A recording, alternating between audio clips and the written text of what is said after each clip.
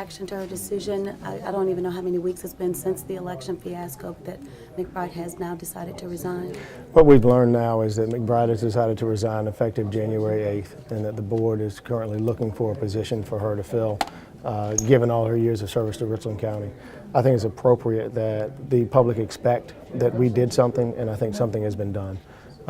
Given the reports that came out and given all the information that we learned, the fact that she is now resigned, but hopefully can continue in a position to help the people of Richland County, maybe that's a good thing, maybe it's not. But I think right now, the fact that somebody is paying for the election mess is what everyone was asking for. Will there be any kind of financial compensation tied to her resignation? No, that's not my understanding. And again, the board has the authority to do that. We're simply the delegation and interested parties, just like everybody else. We don't have the authority to do that.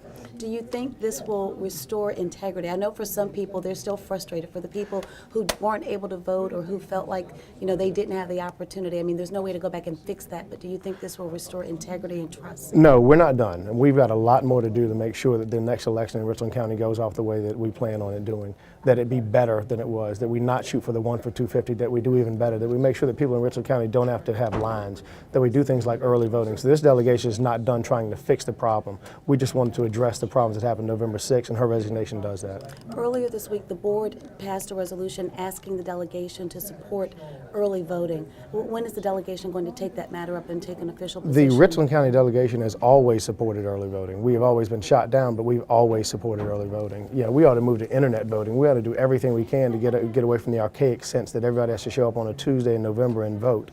But we're going to do that, and we're going to hope that the General Assembly listens to us this time and doesn't shoot us down like they've done in the past.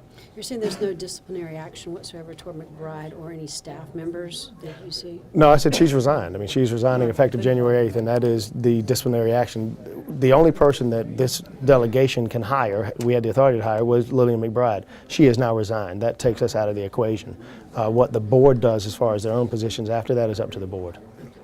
In one of the earlier meetings, I think it was the first meeting that the Richland County delegation held, I think it may have been Senator Corson who suggested that the delegation needs to get out of the business of, handling the election and voting altogether and hand it over to the county and the election commission. Where do you stand on that? Where does the delegation stand on that? That's one of the proposals. The other proposal is that it be handed over to the state to run the election. So we'll have to take a look at it and see which one everybody thinks is best. I'm in favor of the county running it. I think Richland County can do a fine job running elections and a better job than was done on Tuesday, November 6th.